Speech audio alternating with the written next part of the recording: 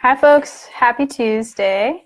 I am going to be leading a workshop later today on informational interviews. That's not what this is about, but there is still time to sign up for that workshop if you're interested, if you are job searching or thinking about building a business or just generally in a place where you need to gather more information to figure out your next moves.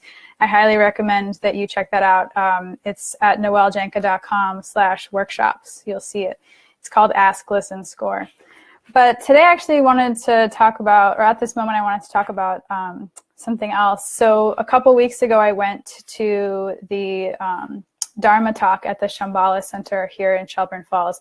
And Shambhala is a particular tradition of Tibetan Buddhism. And in the talk we were talking about this book, Training the Mind and Cultivating Loving Kindness. And part of the reason that I get really excited to go to Dharma talks is because as an ontological coach, part of my job is supporting people in seeing when mindset challenges are coming up so that they can choose to shift the focus of their attention back to what's really important to them, what's really true for them. So it's like, notice the mind chatter. Is the mind chatter true? No. Cool. What is true? Like that's a big part of the skills that I give people as a coach. And that's also a lot of what meditating is, right? Is like you see the chatter, you're like, what up, chatter? I'm going to breathe. And that just like factors into Buddhism a lot. So when I go to Dharma talks, I'm just like super geeking out. And just brain training in general is something that I'm really interested in. I actually even have brains behind me, prints of brains that one of my friends made. So anyway, I was particularly taken with this one point that we talked about in the book.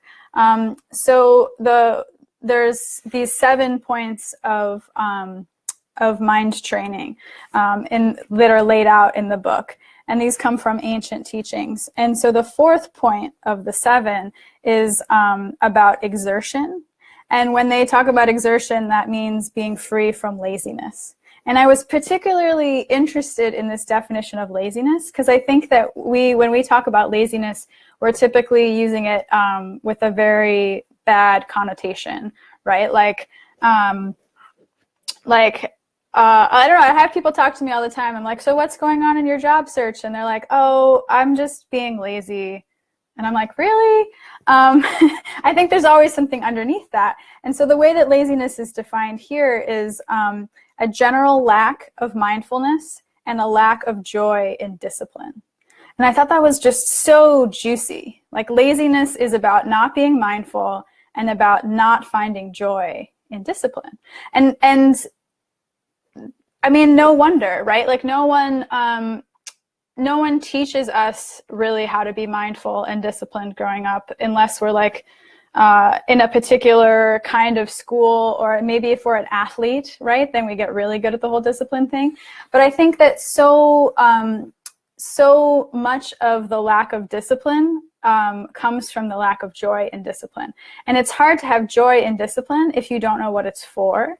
And so if you're doing something like if you're in a job search and you're just like generally applying for jobs and not getting the results that you're looking for, then like, yeah, it's really hard to be disciplined. It's really hard to be like, I'm going to apply to one job every 3 days for the next 3 months, right? Like if you don't have a clear picture of the pot of gold at the end of the rainbow for that, other than just a job, then it can be hard to stay motivated, especially when you put a ton of applications out and you get rejections, or you put a ton of applications out, you do a bunch of interviews and you still don't have a job, right? It's very discouraging.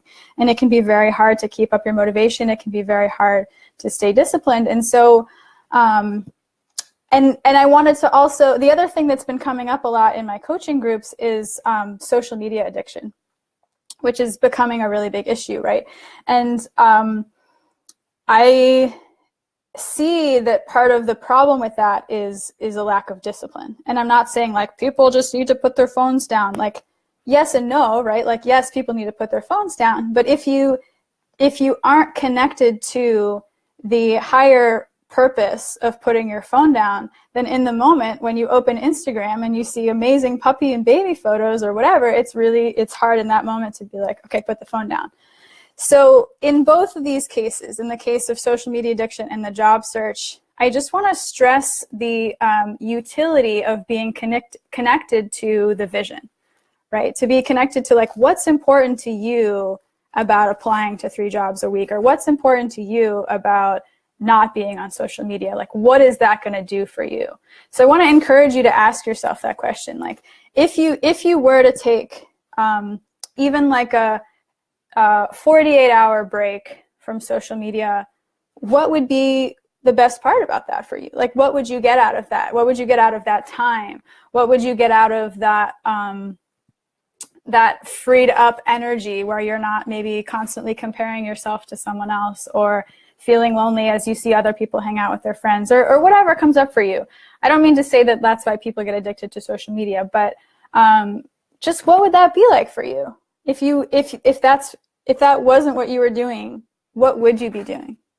And then when it comes to the job search, I think a lot of you know how obsessed I am with visioning. And part of why I'm so obsessed with visioning is because when you can see clearly where you're going, it's so much easier to stay focused and to stay disciplined on getting just that.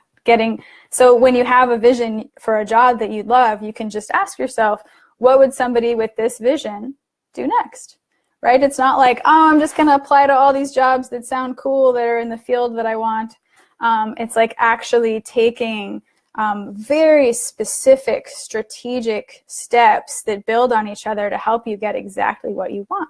And so when you're making your list of people to call for informational interviews, when you are putting out job application after job application, if you're like, I know where this is going, I'm doing this so that I can start the nonprofit that I've always wanted to start, or start the business that I've always wanted to start, or I'm doing this so I can have a job that pays me well, where I can make an impact, where my coworkers love and respect me and use my proper pronouns, then it's a lot easier to put in the work. It's a lot easier to find joy in the discipline. It's a lot easier to stay mindful. It's a lot easier to take yourself away from the things that are distracting you. It's a lot easier to say no to the things that aren't serving you when you're clear on where you're going. So that's my rant for today. And if you are somebody who is trying to figure out job stuff, trying to get clear on that vision, I highly recommend coming to the workshop tonight. I'll put the link in the comments below. And then I'm doing another workshop in May on, it's called Discover Your Dream Job, and it's specifically on visioning. But that's kind of far away. That's like more than a month away. So if you want to talk about how to find joy in your discipline for whatever it is that you're struggling with, like, let's talk. Let's talk, because this is my jam right now, and I'm really, really excited to help folks get on the discipline train. I can say in my own experience, I'm just wrapping up almost 6 months of doing this brain training program called the Dynamic Neural Retraining System. Some of you have seen me talk about this before, and it requires an hour of training a day for 6 months. And that took a lot of discipline. It took a lot of discipline. But for me, it was for that and for other things that I've had to do for my self-care and for my healing and just for my overall well-being, I'm clear on where it's taking me. It's taking me to a place where I can run a better business, where I can serve people better, where I can have more fun outside of work. I mean, for a long time, like my whole life was just like healing and trying to build a business. And healing at a higher level meant that I could do more fun stuff. And it has. Like this weekend, I went to a concert on Saturday night. I got up in the morning and biked 15 miles. I could not have done that even 4 or 5 months ago. Like I would have been in bed all day, maybe for 2 days. And so my clear vision for my healing has always been to climb mountains and to be able to have a business where I could really serve people. So in the moment where I was feeling like, I don't want to do this brain training for an hour today, I could come back to like mountains. I could come back to like having a kick-ass business, supporting kick-ass people to be more kick-ass, right? Like having that clarity just helped me find the joy and the discipline. And even if getting into it was hard, once I was doing my brain training exercises, I was like, hell yeah, like this is awesome. Like Healing my brain, so good. I'm so nerding out right now. But anyway, yes, joy in discipline. That's my message for you. Joy in discipline comes from clarity. So I wish you all the best in going out and finding some clarity. But happy Tuesday night, and come to the workshop tonight if you can. It's at 7 Eastern, 4 Pacific. I'm going to put the link in the comments right now. Okay, mwah, bye.